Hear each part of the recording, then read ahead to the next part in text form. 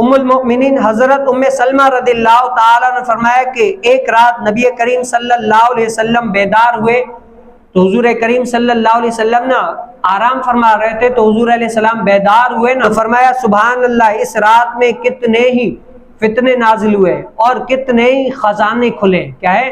کتنے ہی خزانے کھلے ہیں. تو اور فرمایا کہ حجروں والیوں کو جگا دو کہ بہت سی دنیا میں پہننے والی آخرت میں کیا ہوں گی؟ ننگی ہوں گی.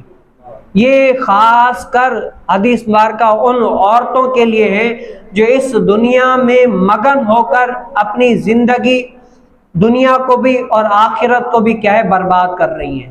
نبی کریم صلی اللہ علیہ وسلم نے فرمایا کہ یہ کیا ہے؟ کچھ حجروں والیوں کو جگا دو کہ بہت سی عورتیں کیا ہے؟ دنیا کے اندر پہن کر بھی کیا ہے؟ ننگی ہوں گی. وہ کس طرح؟ آج کے دور میں اس کے مظہر آپ کو نظر آ رہے ہیں. کون سے؟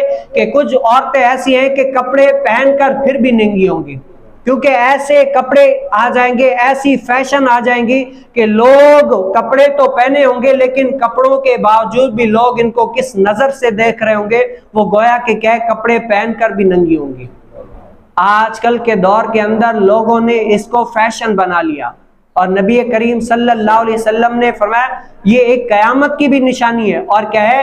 ان عورتوں کے لیے بھی بڑی ہی ذلالت کی بات ہے کہ قیامت والے دن ان کو کیا دردناک عذاب ملے گا.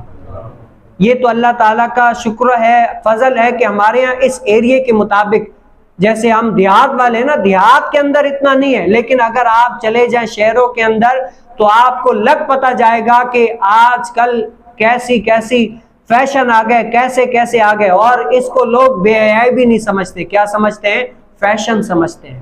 فیشن کے نام پر باپ کو بیٹی ایسے کپڑے پہنے تو باپ کو شرم نہیں آتی کہ بیٹی کو میں کہوں کہ یہ کیا پہنا ہے، اور شوہر کو بیوی پہنے تب شرم نہیں آتی کہ میں اپنی بیوی کو کہوں کہ یہ تم نے کیا پہنا ہے. لوگوں نے اس فیشن کو عام کر دیا. کیا ہے؟ اللہ تعالی ہمیں ایسوں سے بچ کر رہنے کی توفیق نصیب فرمائے.